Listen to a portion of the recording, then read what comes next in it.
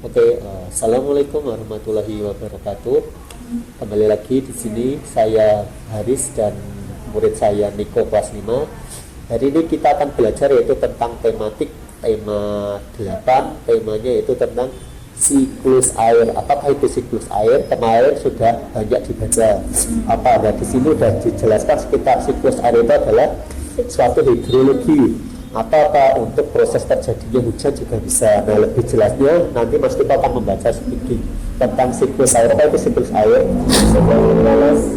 Atau siklus hidrologi adalah siklusasi air yang tidak pernah berhenti dari atmosfer ke bumi dan kembali ke atmosfer melalui peristiwa kondensasi, perspirasi, evaporasi, dan transpirasi. Nah, sangat jelas sekali. Kondensasi atau apa itu siklus air adalah hidrologi atau siklus air yang tidak pernah berhenti dari atmosfer, nanti sudah naik ke ke atas langit atau menjadi awan, nanti akan kembali lagi ke bumi melalui rintik-rintik atau hujan. Nah, proses siklus air itu terjadi melalui beberapa peristiwa.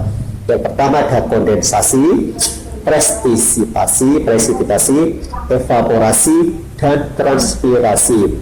Apakah pengertian ketiganya itu kemarin juga sudah dijelaskan dikit.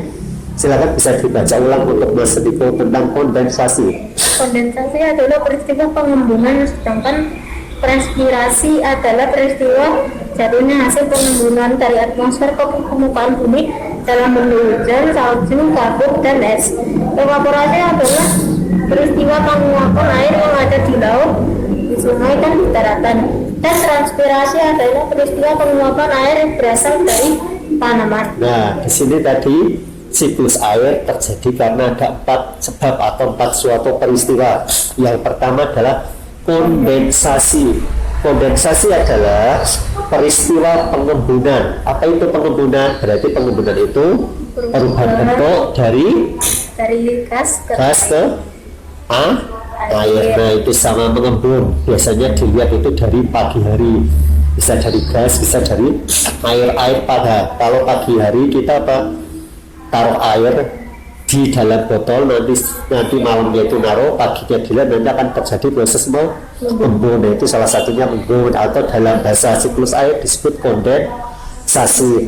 Yang keduanya ada presipitasi, adalah peristiwa jatuhnya hasil pengembunan dari atmosfer ke permukaan bumi. Itu biasanya sama, berarti dalam siklus air presipitasi itu adalah peristiwa jatuhnya berarti dari bumi, air yang ada di laut atau di sungai itu nanti mengembun ke atas melalui jadi awan, nanti akan turun lagi ke bumi melalui hujan, salju, kabut, bahkan es. Nah, es itu biasanya ada di hujan es, adanya di luar negeri, salju juga ada di luar negeri. Kalau hujan, nah hujan itu sekarang lagi musim hujan. Itu salah satunya proses dari siklus air. Yang ketiganya ada evaporasi. Apakah itu evaporasi?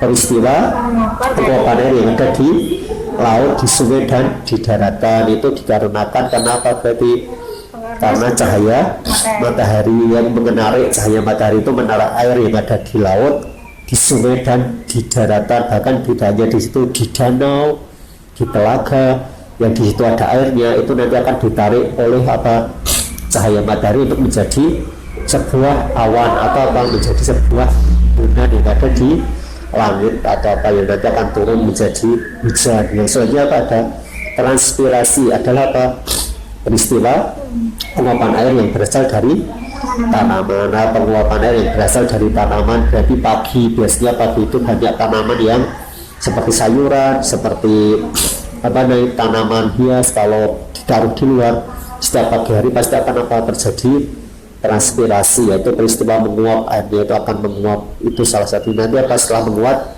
ditarik lagi ke atas, nanti bisa menjadi kondensasi. Itu yaitu peristiwa airnya ada di atas langit yang diturunkan ke bumi. Itu saja dari pengertian siklus air. Apakah ada pertanyaan?